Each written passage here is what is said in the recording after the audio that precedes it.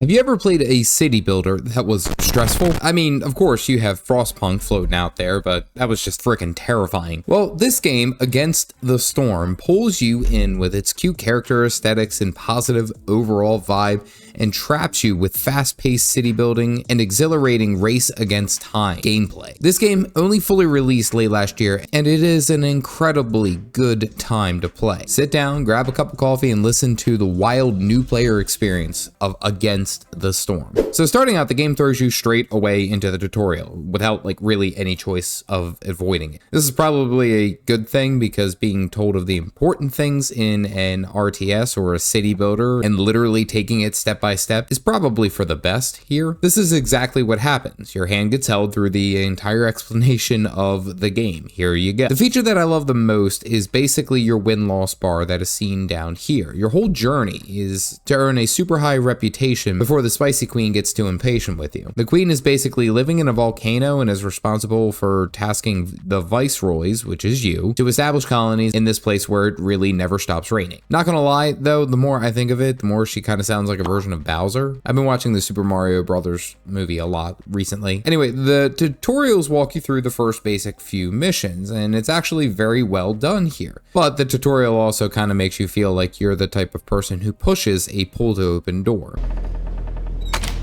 The missions are very simple and show you the difference between good glades and bad glades. A good glade is the one that won't try to unalive your villagers after you found it. The bad glades are the cryptic ruins that send spooky Jehovah's Witnesses to your villagers' houses if you don't respect their pamphlets, or, do the task oriented around it. Your village has a whole assortment of resources that are available to you, and as you slice through each glade, more resources are discovered. The problem here is that the more trees that you take down, the more pissed off the forest becomes at you. What does this mean? No idea. Don't piss off the trees. Ask my boy Sourman. He knows what's up.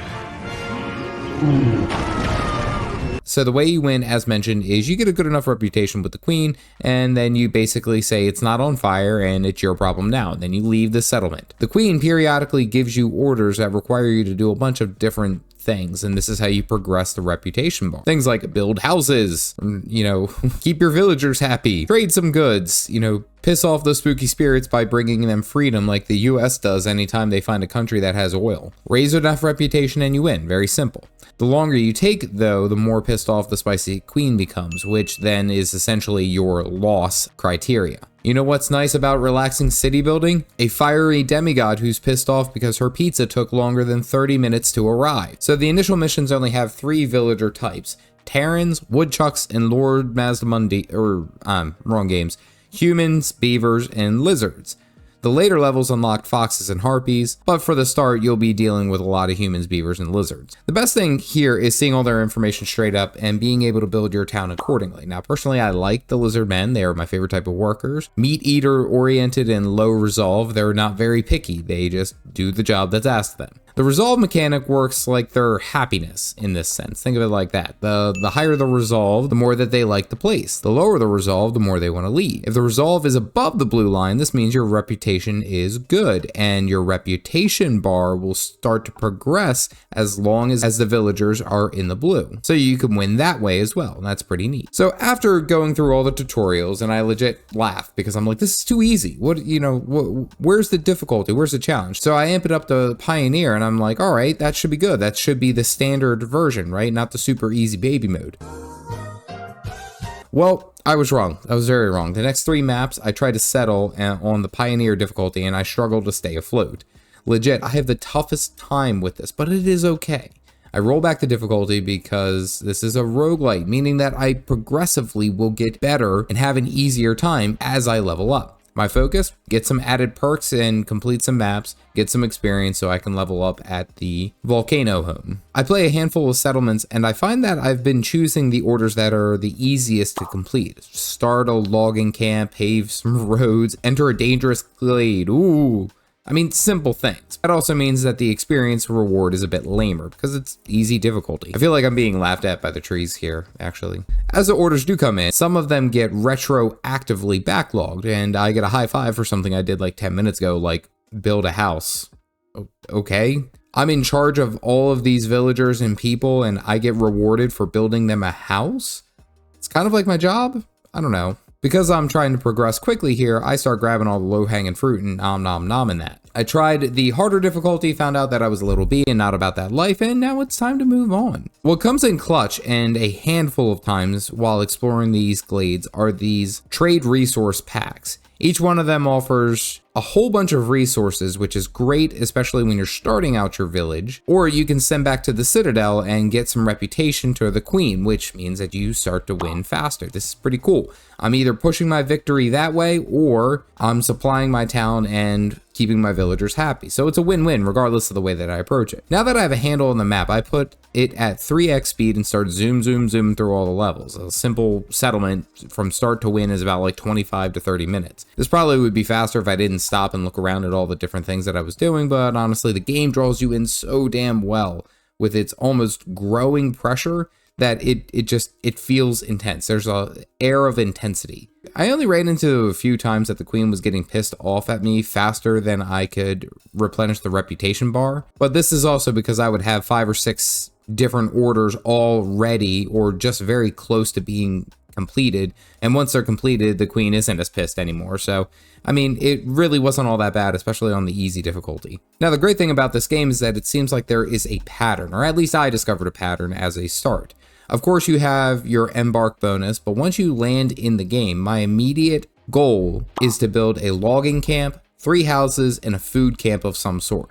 This means either a small food resource or a chance to yield resource. A few times throughout my builds, villagers started eating much more than I could produce. But what was beautiful about this game is that I had a quick turnaround, and especially what came in clutch was the trading post, being able to sell some of my amber for some basic food or basic resources, something I recommend with every map, even if you're not going more the trading route. I get to the end of a 3 settlement win streak. I get this pop-up that says it's about to storm really bad, so let's end the cycle, thinking that my towns would be okay. And there goes all my progress. It's almost like you forgot to save when fighting the Elite Four in Pokemon Red. I have to do it all over again. But I will say, this being a roguelite, I progress even though I didn't move the major needle. I'm still gaining experience and leveling up, which makes my future endeavors a little bit easier to jump into. Alright, so let me just review this experience in this wild, crazy game. So starting out, I must say, this game is addicting as hell. Like, holy crap. This is a game that you want to keep playing even after a successful settlement. The beautiful thing is that they do the tutorial so damn well. Everything is laid out. It's put in front of you, and there's no excuse for you missing out on what certain information is. Again, sometimes having your hand held is a good thing.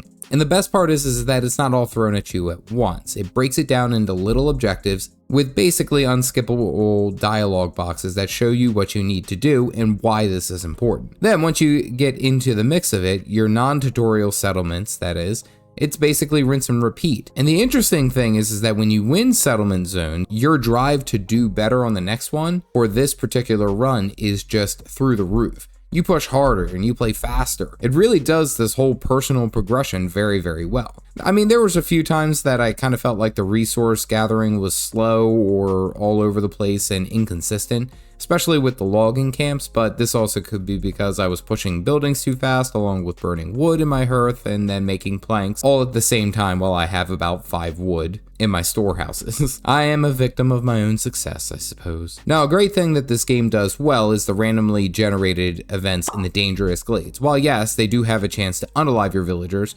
they also seem fairly easy to handle. Just basically throw some resources at it and deal with this modifier for a little bit, and then you're all done. Fairly simple, small risk, small reward type things. Now, I've put in close to 10 hours in this game, and it has become one of my latest interests on Steam. The fast gameplay, dynamic events, and the growth of your Viceroy powers, and not to mention dealing with the wild biomes, it's pretty damn cool. I didn't even get into the other aspects of the game, such as Blight Rot, which is a mechanic that you find in higher difficulties, but that's for another video. If you're looking for a cozy but low-key stressful city builder, this might be your latest addiction. I promise, this game's probably going to be for you. If you want to see what the returning player experience is for Age of Mythology, click this video here. Otherwise, stay caffeinated, folks.